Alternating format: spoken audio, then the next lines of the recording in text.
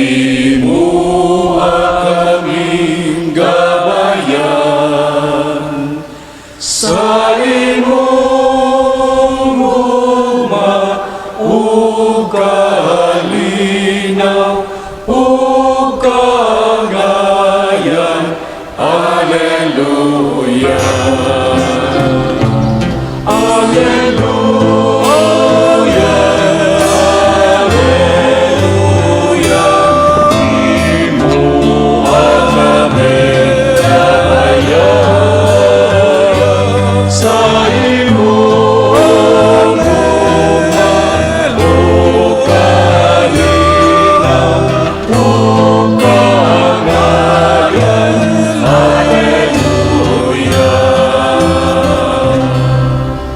Ang Ginoo mana kaninyo. Manausab kanimo. Santos nga Ebanghelyo sumala ni San Marcos. Himayaon ikaw o Ginoo. Namalik ang mga apostoles ug nakikita sila kang Hesus ug ilang gisugilon kaniya ang tanan nilang nahimo ug natudlo. Daghan kaayo ang mga tao nga nagpuli-puli pagpangabot ug pagpanlakaw. Tungod niini si Jesus ug ang iyang mga tinunan wala nay higayon bisan gani sa pagpangaon. Busa miingon si Jesus sa iyang mga tinunan, mangadto kita sa dapit nga awaaw aron makapahulay kamo og jutay. Busa nanakay sila sa usa ka sakayan ug nangadto sa usa ka dapit nga awaaw. Apan daghang mga tawo nga nakakita sa ilang pagbiya ug nailhan sila dayon. Busa ang mga tao sa tanang lungsod miadto nga nagdagan ug nahiuna pa gani pagabot sa dapit nga giadtuan ni Jesus ug sa iyang mga tinunan. Sa pagkawas ni Jesus sa sakayan, nakita niya kining dakong panon sa katawan ug naluoy siya pagayo kanila. Kay sama man sila sa mga karnero nga walay magbalantay. Ug gitudluan niya sila ug daghang mga butang. Ang Ebanghelyo sa Ginoo. Daygon ikaw o Kristo. Mayong buntag din yung tanan. Karong simana atong miaging adlaw dunay mi hatod meri o kining ingon pa ni Padisaki, ingon pa niya kanang ang iyang tatong gusto katong electric pan katong dako niya si Padisaki gilisdan man og taod ni ko sagdi lang kay dili bitay kay mo taod ya motong ang gihatod kuan kining projector ug screen antilon amo to gasa to ari tingali butang nga rin niya kung to silang gingnan nga imuntar aron magamit do niya unsaon man kining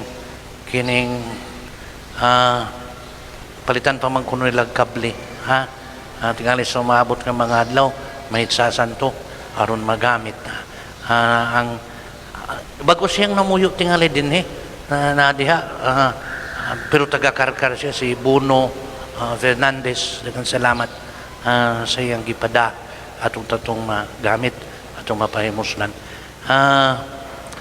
Ang kining opening prayer kining ang una na yung linya sa first reading kaya ba sa tunday no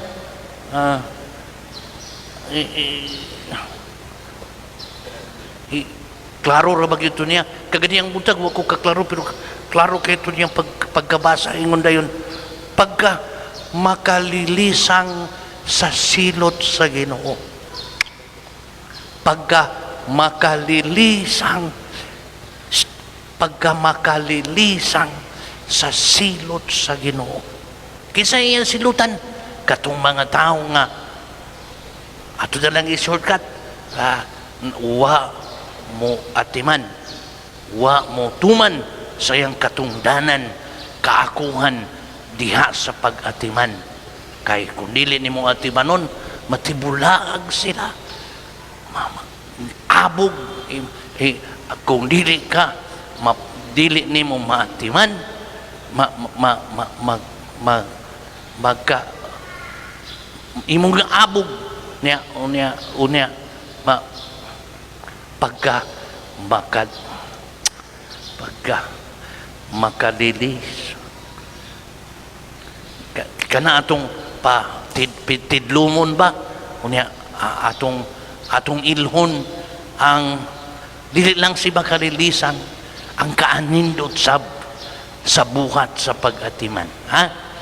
Una ta silutan, pero atong pukahon kanang kaanindot sa buhat, sa tinguha, sa pag-atiman.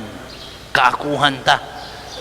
Dili lang nila ni leader, dili lang nila ni Pangulo, dili lang nila ni pari, dili lang nila ni Pangulo, kundi kung imong tanawon matag-usa nato gitagaan og kaakuhan diya sa tong tugkaran, diya sa tong palibot, diya sa mga tawo nga nakig-uban nato kaakuhan sa pag-atimananay. Ilhom ta kana niya kanang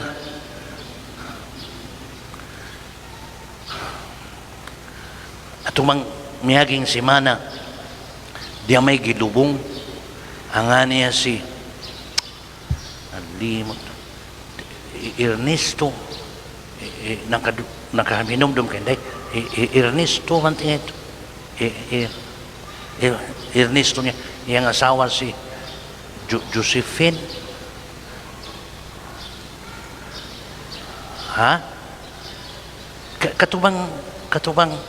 katubang gilubong nga rin nga kanang amo tong tagadi na limot ko na kanang natandog man ko kay kanang kusog man kayo ang hilak sa iyang anak, sa iyang mga anak. Kusog kayo ba ang dangoy-ngoy kana bang makaagda ako pagkadungog nako kanang kadaghan naman ko kadungog na pero kato sila katong panahon na nakaingon ko sa kong kaugalingon kung ako ganiyang mamatay nindot unta kung nakadungog ko kung ako lang, kung ako ang mamatay, pastilan na. Kaya nung ko sa istorya ni Padisaki ba, doon naman tayo kauban nga ni antig mo in charge ba sa panglimpyo, sa simbahan at kada adlaw, kunya ang kinamaguwangan nila, ang gaan ni Padisaki og Bridget, unya pastinan inig paniud to komedyahan ni Padisaki iyang kausa iyang giingnan Bridget okay ra ka kung ang timo inighaya nimo kining biskwit o kanang kape si Bridget mo kisi-kisi kay tiaw mong inighaya inigkamatayo niya nimo sa haya okay ra ka ning kape o biskwit tabuha nga daw kisi pero sa akong bahin kaingon ko ba nindot sa naabot tingali sa ilang pamilya kanang pagbati nga katong pagbatiya ba nga nindot sa ilang pagpuyo kay bisan ang ilang mga apo kanang nya mo ni atong ipasupot nga pangayon natong nga grasya diha sa tong pag-atiman nanay mantigo man ta pero iapil palihog kanang pag-atiman sa pag-umol sa kinaiya nga mahimo kitang matinahuron ang pagtaod dili ba kayo sila inuntang po nga lisod tingali ilang kahimtang pero bisan sa kalisod sa ilang kahimtang maklaro ang ilang pagkamatinahuron nakikistorya ko ni asawa ni Ernesto Mante si Josephine siya lang nagpabilin nga galingkod na hinugdom ko katong sa gagmay ba ta, tuduan ta, kung pangutanon ganita, ay stand up straight, pastilan, may barog og mitubag, sa tubag nga may pagtaod, niya nga gipangutana. Nindot ba sa ilaha, wa nila mataligam ang ilahang giumol, ilang giugmad, kanang kinaiya sa pagka matinahuron. Usa sa ilang pag-alagaray, ilang na siguro tingali katong batasan, katong kinaiya nga maantigo silang mutahod sa usag-usa. Manginaot kita nga ato nang di nato mataligaman sa daghan natong gihuna-una pagpamaagi sa pag-atimananay sa usag-usa. Ha? Nya atong ilonsad ug atong angkonon, atong dawaton dili tiaw ang pag-atiman. Dili ingon ana sa ebanghelyo lang, matud pa sa sugilanon, sa kadaghan sa ilang atimanunon bisan pagpangaon, wa sila'y panahon. Bisan sa ilang pagpangaon, bisan gusto silang mupahuway og jutay, matud pa sa termino ni San Marcos, gihikawan sila sa kahigayunan, sa ilahang sa panginahanglan, sa ilang pagpadayon, sa ilang pag-atiman. Ni kaingon ko, dili man tingali kanang si atiman lisod, igo tingali na tong pukawon diha sa tong kaugalingon, kay kanang pag-atiman na tingali na kalidad nga naa sa matag usa. Hinumdum ko sultipod ni Padisaki ba katong miaging simana man ting ito sa din kakapilya tong miaging simana, tumiaging Miyerkules sa Kasanta. Sa Kasanta natandog sila dito kay day bata miduulog miingon kanang akong dadan si mama kay nasakit sa nadawat ba nga katong share a meal, katong makaon nga madawat niya sa kape, bata nakaingon gud si Padisaki nga kanang natandog siya ba og nakakita siya sa kaanindot nga nahuptan sa bata nga mantigo siyang muhuna-huna og may tinguha siya nga muatiman sa iyang nasakit nga inahan. Naana ni bata sad. Nahinumdum ko atong may kapilya ba? Sa kapilya may kausa sus kabuan magtigom sila. Sa kapilya dool na sila'y kanang basketbulan ba? Sa basketbulan mamahayagan man ini kagabi kay magtigom man ang mga tao inig misa. So katong panahon na nagtigom sila, pero katong sa basketbulan kanang tuwa dito nagpundok ang mga bata kay hayag man dagandagan, tuyok-tuyok, dagandagan, bisan di payan nila nga nagdagandagan, gawas sa tong akong namatikdan, dihay bata nga iyang giguyod-guyod ang iyang manghod, gamay pa si maguwang, iyang manghod, iyang giguyod-guyod, palayo dito sa mga bata nga nagduwa, padungad to sa kapilya. Pagabot nila sa kapilya, misud sila sa kapilya. Niya sa sud sa kapilya, ang lingkuranan ka namang bangko-bangko ba? Bangko-bangko. Niya si bata ingon man kamubo, nga dili, kinahanglan iniglingkod niya sa bangko, kinahanglan pa siya mo, saka-saka gamay. Iyang giuna, iyang manghod pagkugos, karon gipalingkod sa bangko. Siya sad, minahinay og saka para makatupad sa siyang manghod.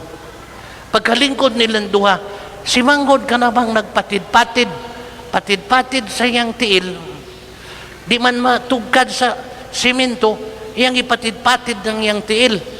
Tanto niyang patid-patid sa tiil, nahugang sa nilas.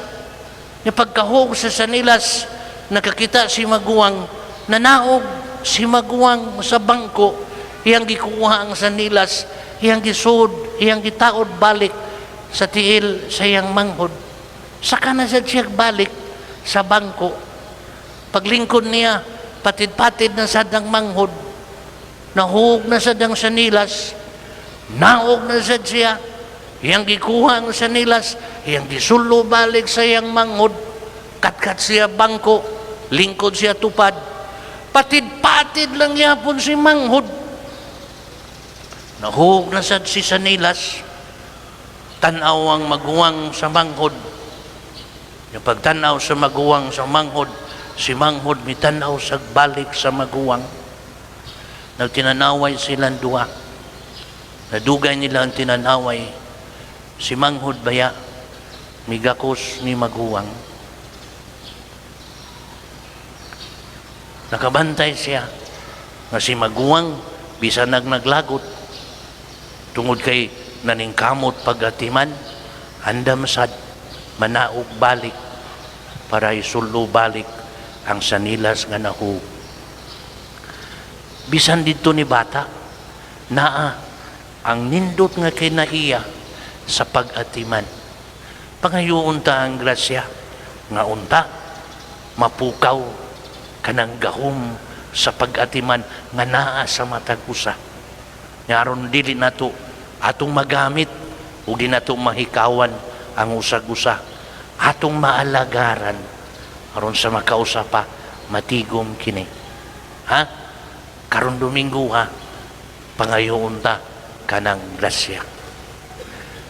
Tumiaging adlaw, kagahapon dihay Sabado, dako-dako na tong gibunyagan, iyang edad 30 na kapin. Akong gipangutana, nganong karon pa man ka kahigayon og pabunyag, pagkagamay nimo nganong waman, bawkaon sa iyang tubag, ingon pa niya, wa tingali ko maatiman sa akong ginikanan. Wa ko maatiman sa akong ginikanan. Kaning kamot biya tingali gatiman si ginikanan. Di lang siya kaato. Tingali, ang iyang nakitaan nga pag-atiman, lahi lang sad. Karon, yung Santos nga misa, pangayoon ta ang lamdag sa Ginoo. Kanang mga importanteng butang, dili unta nato mataligaman. Diya sa tong pagpaningkamot, pag-atimananay.